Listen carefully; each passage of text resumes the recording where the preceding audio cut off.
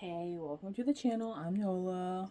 Welcome if you're new and welcome back if you're not. Today we're going to be talking about self-negative talk and how to turn that into positive talk. So first is recognize. Like, for instance, little things really do feed into a bigger problem. Like saying, oh, that was stupid of me or that was dumb of me. You know, little things like that add up. Like, it's all about perspective. Your mind is the most powerfulest thing you have because your mind is your thoughts, speech, everything, right? And starting small will help you go a long way. A little can go a long way, right?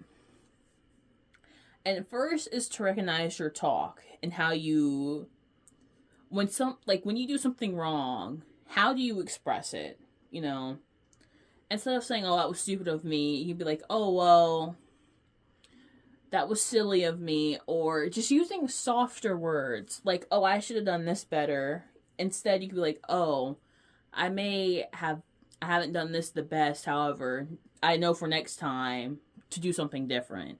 And when I tell you, as silly as this sounds, it really does contribute to a bigger thing.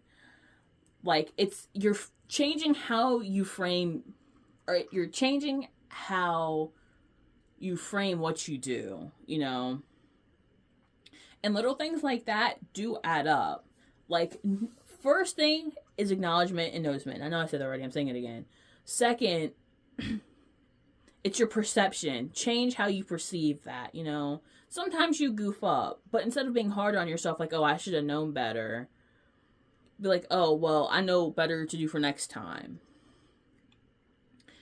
And three, know you're human. You're gonna mess up. But you shouldn't be hard on yourself for being human. Everyone messes up. That's natural. It's a human thing. Everyone messes up. That's okay. But you aren't a failure for messing up, you know? You're just someone who, you made an accident, but you know for next time. And if you don't know for next time, you'll learn eventually. Like, instead of being mad or upset, try to use that as like, okay, well, I know for next time. Because framing how you see it will frame how you see yourself, you know? And also knowing you're human. Like, I feel like a lot of people who have self-negative talk don't put humanity in themselves. Like, everyone is going to be their own worst critic, right? Like, that's human nature. But it's like, just because you're your own critic doesn't mean you always have to like talk about yourself in such a negative light. Like, lighten that critic inside you, because 9 times out of 10, anyways, that self-critic you have in you isn't even your own voice. Like, a lot of people who have self-criticism, it's from years of either trauma, bullying, like how they see the world in the sense of like subliminal. Is that the right word? I think that's the right word. Like, seeing things on TV where you just take that in without even knowing it. Like, for instance, body. Like, back in my day, like, when I was younger, I always saw, like, skinny women who have, like, beautiful blonde hair and, like, pretty blue eyes and all this stuff. And this still shows on TV, but in the 2000s, it was a lot more, like, you didn't really have the internet or whatever. So whatever you really saw was on, like, the TV or, like, DirecTV or whatever. And it's like, I always looked at those women and it's like, well, why am I so, like, big and just like, ugh.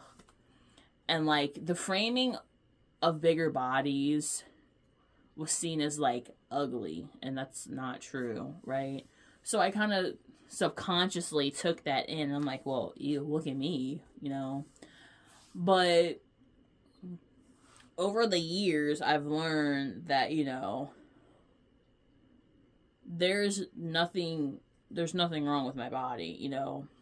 Like, it's not the healthiest. You can still love yourself, but recognize that the body you're in, like, may not be the healthiest for you, you know. Like, I don't know, I feel like in that sense, it could be, what's it called? Two things can be true at once. Like, you can recognize you're beautiful no matter what weight you're at. However, also recognize that, you know, it may not be the healthiest. Like, you're still beautiful or handsome or fabulous, whatever word you want to use, but still recognize that, you know, it may not be the healthiest for you. And just because you are bigger, it doesn't mean you're ugly. And to me, fat isn't a bad word, you know? That's like saying skinny is a bad word. Like, oh, you're skinny. Like, it's just to describe a body type. And actually using that, how you associate words is another thing. Like I said, if someone called me fat, I'd be like, yeah, well, you know, like, yeah, I don't really, you know, that's just a body type. But I know a lot of people associate fat with being bad. And it's like, how you associate words with other words will also help. Because if someone does call you fat, if you are bigger, instead of seeing that as like a trigger word almost and be like, well, I'm not, be like, okay, that's just, it's nothing more than a word. You know, you put meaning behind your words, you know, how you receive it and how you take it, you know. I may call someone fat, but I don't mean that in a bad way. I'm just describing a body type, you know.